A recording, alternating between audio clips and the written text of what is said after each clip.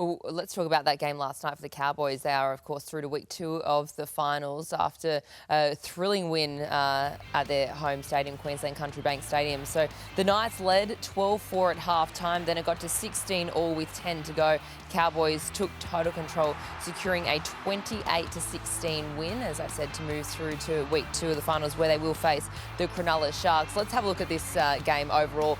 Firstly, for a Cowboys perspective, what did you make of their game? How would you have assessed it? I thought they were really patient. The first half certainly was the Newcastle Knights. The Knights went in with an 8-point lead. The only try that the Cowboys scored was that intercept try to Kyle Felt. So the Knights had all the running, and the Cowboys come out. And the 10-minute period after half-time, I thought Scott Drinkwater owned this try here. Sam McIntyre does a great job to get the ball out to the key players. Nice little tap on from Val Holmes. And then this next try, this was all Scott Drinkwater. This was brilliant. Just going to the line, drifting across and picking up straight runners. That's so good. That put the Cowboys in front, and there was a moment in the second half where Kalen had an opportunity to pass to Dane Gagai. That would have put the Knights in the lead, and they just couldn't ice the moment, and then the Cowboys went on with it. It was definitely a game of footy you couldn't turn off, though. I actually thought the Knights, for the side they had on the day, they played really good footy. And they were in the contest, they fought really hard. Ahead of this game, I picked the Cowboys purely off the players that they had out there, and they stood up at the right times. And as Bill said, that second half, even just like the territory and making the most of their opportunities and having their key men stand up, they did that at the right times. But the Knights still kept themselves in the fight for the most part of that game. Like, they wouldn't be walking away from that being, they would be disappointed that they lost, but I feel like they gave it a really, really good crack, and particularly early on, off a couple of errors, when they took their opportunities, they looked dangerous. But overall, the Cowboys, in terms of the football side, they definitely deserve to win, but I think there's areas of their game that they'd be worried about heading deeper into the final series. He looked like he was a cartoon character at stages, Kalen. He's insane. He was, some players literally didn't know where he was. He was just his footwork, and he had inside support, outside support. It's mostly not the best pass, but it should have been taken. That's hit his hands. He's got to take that. Those two moments were the key moments. It was 16-all. Kalen had that kick. What about that? Let's not be disguised here. Kalen was the best player in the field by a mile. He was brilliant, and he has won Newcastle games off his own bat, and he nearly did it last night.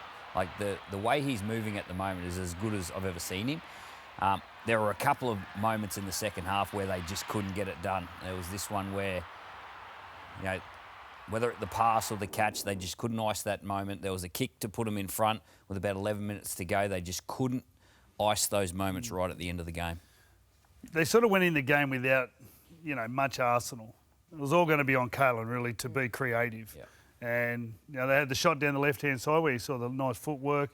Dylan Lucas didn't come up with the pass. If that's Bradman Best, I reckon they do that. Just missing that one other person who's you can get you some points, come up with a nice try later on, Dylan. But I think at the end of the day, they just didn't have enough guns at the important times, and just way too much on Kalen, I reckon, and his moments. What about for the Cowboys, Kyle Felt? We were watching him, that intercept try, that first try. When we were watching it, we didn't necessarily think that he'd make the length of the field. We know that he is. But anyway, boy. He said he's not going to make this. Give him a chance, Danica. He's an absolute try scorer. Did you see who was chasing him, but? Yeah. There was no speedsters chasing him, so let's be fair. Cogger, he was the quickest there amongst them, and he didn't quite have the pace. But what a way He's playing well, bud, isn't he? He's off to the Super League at season's end, his final game. His timing, he's getting his timing right. Like that, and it quite often happens with players later on. Particularly you see it with players in the halves when they get later on into their career. You lose the pace, but you've got a better feel for the game and you get your timing right. That's what he's doing. Like, that intercept's because he's in the right place at the right time. It wasn't because he's quicker than he's ever been, because his timing and his read on the game, that's what he's nailing at the moment. And the other thing is he knows it's coming to an end. When you know it's coming to an end, you give everything. You give your commitment, you put your body on the line defensively, and he's doing all the little things in the game that has set him up to be the player that he is. We all know, the good things that he can do. He's playing wonderful footy at the moment. He's a big reason why the Cowboys are in the position they're in. Well, speaking about the position that they are in, so then they do go on to face the Cronulla Sharks in week 2 of the finals. We do believe that game will most likely be played at Allianz Stadium on Friday night. However, there is some debate about this. Some fans who are suggesting maybe that shouldn't be the case where they play. There is some argument because of the AFL that is happening next door on that same night as well, that entire precinct will be quite busy, overrun with fans. But do you feel like it has to be played at Allianz Stadium? That's the position that it needs to be? Absolutely. Absolutely. You're capping your audience at Cronulla. Where are you going to get 13,000? You've got to back yourself. You've got to back yourself. You've got to give more than 13,000 Sharks fans the opportunity to go and watch their team play in a semi-final. Whether you get them there or not, but you need to give them the opportunity. If you go back over the 3 games that they've played at Allianz Stadium against the Cowboys, their last game was 16,000. But the 2 games before that, and one was the year before, that was 36,000 and then 32,000. So as long as the Shark fans don't go and chase their team, North Queensland have never really had a great travelling team, like as in supporter base. So in all those times they've played there, I'm assuming they were all, the majority were Sharks fans. So let's be honest, it's not that far from That's what I Cronulla was to gonna Allianz. Come on. 30 minutes max. Sure, Shark Parks will walk you can't away, cap yourself. You've got to back. And you know what the fans have showed this year and last year? That they're going to go and watch the footy. Yeah, They'll love them watching the footy. And you're going to get other people as well to go because it's a semi-final. They'll reduce the price of the tickets and you'll get a good crowd. And what a match this is shaping up to be as well. These 2 teams have a fair bit of finals experience coming to face each other. They have had some pretty epic battles up against each other. That Valentine Holmes 2-point field goal stealing the win for the Cowboys last time they faced each other. Yeah, they do. They've got a healthy rivalry between the 2 clubs. Even Val Holmes, having played for Cronulla and going back home to the Cowboys. It'll be a tough game of footy for both of these clubs. As I said before, I think the Cowboys have still got plenty to work on. And then, obviously, recently the Sharks have lost, 7 from 7 games during the final series. So it'll be a great game of footy. Plenty in it. The one concern for the Cowboys is Jeremiah Nenai went off late in the game, went straight up the tunnel. I don't even think Jonathan Thurston could find out any information That was funny. about him. So, yeah, it'd be interesting if he's carrying an injury or he'll be right for this week. One team coming off a really good win, full of confidence, and the other team coming off a loss. So that'll be a good battle. Yeah, we cannot wait for that one. And, of course, you can watch it all here right on Nine's Wide World of Sports. You can see the best 2 teams in the competition are sitting in the box seat. They're 1 and 2 for a reason. They performed on the biggest stage and they've given themselves the best chance to be there on the last day in our competition. The one thing both of those teams showed is you need to be able to complete high when the game's intense. You need to be able to get through your sets. You need to be able to put pressure on with good kicking games. Melbourne were 95%. 95%, yeah. And you know what? Sevens. They came up with a couple errors. Harry Grant came up with a penalty on the last tackle, and then there was another error as well. There was a 6 again on the last tackle, which were mostly things that they could have avoided.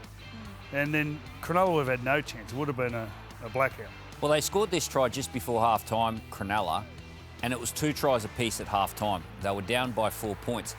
Not to forget, they were running into a really stiff breeze, and they had that at their back in the second half, but Melbourne looked like they were running downhill in the second half. They just controlled proceedings, and their class really prevailed. I look at this guy here, Ali Katoa. He's a wonderful player, and he was just in so many good moments for the Melbourne Storm yesterday. But I think both Melbourne and even Penrith, when we get to that game, both had periods in the games in which they had to get back through that period of the grind. And they look so comfortable. They look so comfortable in that system, comfortable to be able to work through that. And then they bring in their strike weapons. Then you've got Jerome Hughes kicking almost perfectly, some contestable kicks up the right end of the field. Their ruck speed that they're generating, their middles get to work, they've got strike no matter where they're playing. Like, they just get it all right. But when the game's at its toughest and they have to go through those periods, I think that's where Melbourne and Penrith really stand out, that they're comfortable to be able to work through that. And then, I mean, who's not a strike weapon when you're playing against the Melbourne Storm? Like, they're unbelievable. Well, Jerome Hughes actually had a run. During that period you're talking about, he actually had a run, swiveled through, come through the other side. He ended up playing the ball, then pretty much this run here. Yeah. In the back end of this set, he kicks the ball for a try. Yeah. And then he'd come down again, come down again, hit 3 in a row. Like it was that run though, that sort of exactly what you're talking about. They were within the game and in the washing machine, and all of a sudden he'd come up with that. And Big plays, yeah. The rise of Will Warbrick. Oh, I remember freak. 2 years ago when he first came to the Melbourne Storm. He hadn't played much rugby league. He come from a rugby background, in particular rugby sevens. He's learnt the game, and the more he has learnt the game, the more confidence he has to outlay his talent. Like he's a great player, and he's one of the best wingers in the competition. Yeah, he looks like he's enjoying himself. Yeah. I see him out there, and he seems to get involved. You know, he's always heavily involved, and you know, I find that when I watch him, he seems like he's enjoying himself. Well, when we're sitting on the sideline as well, you can see the heights that he reaches to be able to get the ball. Oh, he's from athletic. those Like kicks. It's incredible. His physique is insane. So for the Melbourne Storm, they get the week off, which is so beneficial. But for Cronulla, they do get another chance. The discussion around Cronulla is the fact that it has been so long since they won a finals match. That's 7 finals matches now that they have lost. And a lot of focus is, of course, on their halfback, Nico Hines. He only just made his return from a pretty serious lower leg injury. How do you see his game yesterday, but also going into this Cowboys match that they do play in the semi-finals? You can't avoid it. It's at the stage now where you can't avoid it. It's the first question asked, and that was a big play. As Billy said before, the conditions were pretty tricky because it was like a 35k wind, and when it comes into the stadium, it swirls around, and you know it's a bit inconsistent when it's up and down. But yeah, that miss for touch was a bad play. It's a tricky one for Nico because he's got the number 7 on his back and he's got so much expectation, which he has to have, both playing for the Cronulla Sharks, but within that role. But I just think that the pressure, and he still comes up with plays like this. Like he's still playing good footy. I think the difference between maybe your Nico Hines and then you look at the 2 best halfbacks in the game at the moment, Jerome Hughes, Nathan Cleary. Nico, for me, when he makes an error, it looks like his head does go down for a little bit. He doesn't brush it off straight away and always get straight back into it. He's still doing good things. I just think the expectation on Nico, and even as people that aren't Cronulla fans, just as the general rugby league community, he's not at that level that the other 7s are at. Like he's got those parts of his game in him where he doesn't get it right. Like I don't think he's the man that you can turn to that just like your Kalen Pongers to come up with something out of nothing every time there's a slight opportunity. I don't actually think he's ever been that player. I think he's a brilliant footballer, and maybe 8 times out of 10 he comes up with really great things. But I don't think he's ever really been that close to perfect or at that level just yet. Where are your Jerome Hughes and your Nathan Clearys are? So, well, Cronulla are banking on him being there. Exactly, like, you know, they need him to be that. He's just not. Well, he didn't do it. He didn't do it yesterday. There was obviously the missing touches was a problem. I thought he was playing blindsides really nicely. Sort of come down and set up the good opportunity for the first try where I'm trying to think of the centre's name, having a mind blank. Got a quick play of the ball. Howarth got a penalty out of him, then ended up scoring the try. But early on, he played a couple of those blindsides really nicely and got him in. I reckon Trindle's a great halves partner for Nico. I think the way that they combine and what Trindle's able to do and the style of footy that he plays suits Nico as well. And it's just as the way you look at Nico, he's got to be, like, he is the man. But I actually think if you probably pulled to pieces a lot of other 7s or even Trindle's game, he's still doing a lot of things great. There's just those couple of moments that he didn't actually nail, and that's what everyone's focusing on. I think you've got to play to your strengths as well. And there was a period in that game where they looked really dangerous with the football. Both 6 and 7 were connecting, and also throughout the year as well. I think they're a wonderful attacking team, and I think if they try and go set for set with the Panthers or the Melbourne Storm, they're not going to come out on top. I think they've got to play to their strengths and go right after their attack. You know, go all in with their attack. That's the strength of their football teams. That's the strength of Nico Hines. Yeah. And if they can get that right, they can trouble some of these topper teams. But until they build that resilience and build that end-to-end footy like the other teams, I wouldn't be going near that part of the game too much. So. And they hurt themselves. There was a couple of really poor errors. Jack Williams come up with a couple of bad errors, like on last tackles, and that was when the score was 14-10 and they were in the game, and you know there was that period, you know, once again they're in the washing machine, and whoever sort of, you know, buckled first, and they buckled, you know, with some bad errors, like just had, you know, it was just a level of untrustworthiness with a few of their players. But Jesse Ramian did his ankle the day before the game, so there was a, you know, getting him back, then all of a sudden Talakai comes off the bench, gives you more versatility. And there were 2 tries apiece at half time. Yeah. Let's Yeah, not they forget were that. in It was close at Yeah. half-time. But the good news is that the Cronulla Sharks, they do get another chance. So to the Roosters after they went down to the Penrith Panthers on Friday night. That final score line between the Roosters and the Panthers, 30-10. And I remember in commentary that first half from Penrith was so impressive. But in commentary they were saying that was the best 17 minutes of footy that they've seen this entire season from any team in the competition. How highly did you rate Penrith on Friday night? It was well and truly up there. That first half was... I could honestly watch that half of footy every day for the next fortnight and not get sick of what they were doing. The style of footy that they played, they just looked like they put the Roosters under so much pressure. They had so much control. Their kicking game was on point. Every line, every pass that they threw, they nailed the decisions there. But I think what Penrith and also Melbourne are doing and proving that they're doing at this point in the year is they've taken their game to another level, but they're creative. Like we saw a couple of plays in that game that we haven't seen all season. Like they showed us a glimpse that they've got more footy in them, and I don't doubt that there's going to be even more than that. Like they're ahead of the game, Penrith. They're such good footballers. There's a period there where Nathan Cleary kicked it down about 60, 70 metres out. They held Teddy in the end goal. I reckon 3 times the Roosters kicked the ball down. Dylan Edwards once ran 70 metres. Yeah. Brian Tyre made a break, ran 50 metres. At that time, once again, when it's intense and you need your end of sets and all that to work really well, and that's that extra bit of concentration you need from your team and execution. Penrith did that so well. Kick chase, while the the effort. Roosters the other day they come up with some real bad ones. Nathan has this ability to be out of the game for so long, or an extended period of time, and come back and be on top of his game. Like that's hard to do.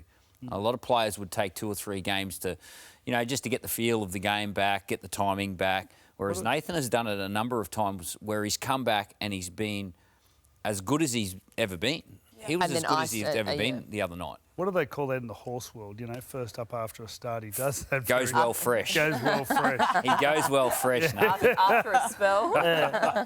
Goes well fresh. There was a moment, though, in the game where the Roosters got themselves back into the game 24-10 and James Tedesco went down the left-hand side and they got a call back for a forward pass. So, well, that was pretty dire, and you look at the game and we're sort of applauding Penrith.